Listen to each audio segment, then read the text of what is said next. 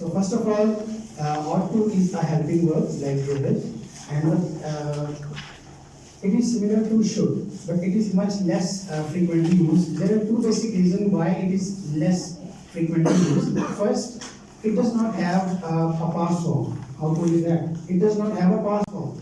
And second thing is that should is more natural and sounds more natural in a sentence. It is also less frequently used in negative and interrogative sentences. So here are some uses of ought to, like to express some obligation and expectation. For example, I am trying to teach you the use of ought to, and I expect all of you to listen carefully. And this is your obligation to listen to me carefully. So we can say that you all ought to listen carefully. आप लोगों को चाहिए कि आप गौर से सुने. Secondly,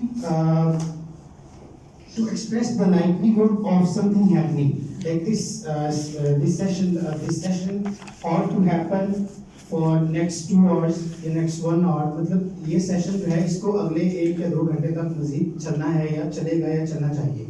And the last thing, ought to, when we use ought to plus have and past participle, it means that we are trying to express some regret. For example, I ought to have spoken up earlier. मुझे पहले बात कर लेनी चाहिए थी. So that's all. Thank you so much. This is good. Nice explanation. Keep it up. Huh?